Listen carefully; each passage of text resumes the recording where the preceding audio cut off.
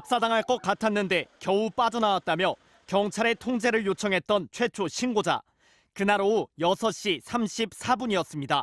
저희 딸이 이제 빠져나와갖고 제 옆에 와서 제가 통화하는 걸 들었거든요. 압사할 것 같다 하고 통제 부탁하는 전화. 하지만 윤익은 경찰청장이 첫 보고를 받은 건 날짜를 넘긴 새벽 0시 14분. 김광호 서울지방경찰청장도 밤 11시 36분 처음으로 보고를 받았습니다. 경찰 보고 체계에 무슨 문제가 있었던 걸까? 제대로 작동됐어야 할 보고 라인은 크게 두 개. 서울경찰청 112 상황실에서 시작해 서울청 상황관리관을 거쳐 경찰청 상황실과 서울청장에 보고되는 구조입니다. 서울청에서 지령을 받은 용산경찰서 상황실에서 용산서장을 거쳐 서울청장에 보고하는 절차도 있습니다. 보고가 들어오면 시도경찰청에는 우리 경찰청 상황실로 보고가 됩니다. 아주 급하거나 그런 경우에 서장이 지방경찰청장, 또 지방경찰청장이 본청장한테 전화상으로 보고하는 경우도. 그런데 이 두 가지 라인이 모두 먹통이었습니다. 먼저 당시 서울청 112 상황실 책임자였던 류미진 상황관리관. MBC 취재 결과 류 관리관은 190여 건의 관련 신고가 쏟아지던 밤 12시 2분이 돼서야 상급자인 경찰청 상황 담당관에게 상황을 보고한 것으로 확인됐습니다.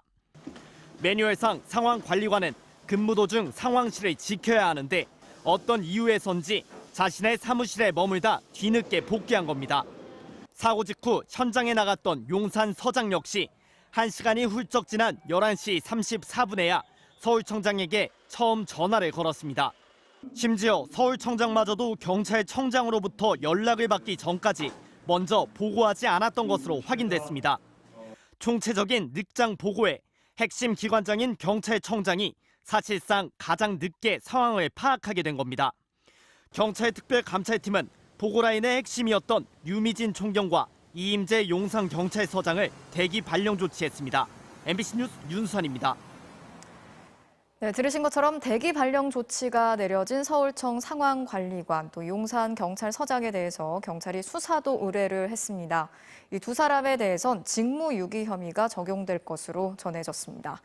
특별수사본부는 서울경찰청과 서울교통공사 등 8곳의 압수수색을 마치고 자료 분석에 착수했습니다. 김세영 기자가 전해드리겠습니다.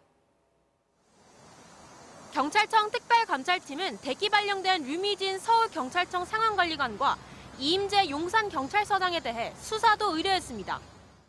특별감찰팀은 류 총경은 상황실에서 관리를 총괄해야 했지만 이를 태만히해 상황 인지 및 보고가 지연됐다고 밝혔습니다. 또 이임재 전 용산경찰서장에 대해서도 사고 현장에 늦게 도착해 지휘 관리를 소홀히 하면서 보고를 지연했다고 지적했습니다. 내부 감찰 수준을 넘어 수사로 전환된 건데 경찰청 특별수사본부는 두 사람에 대해 직무유기 혐의를 적용할 것으로 전해졌습니다.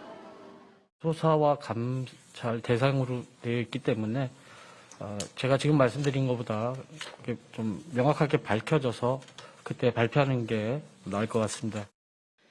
앞서 서울경찰청과 용산서, 서울소방본부 등 관계기관 8곳을 전방위 압수수색한 경찰청 특별수사본부는 이태원역을 마지막으로 압수수색을 마치고 확보한 자료를 분석하고 있습니다.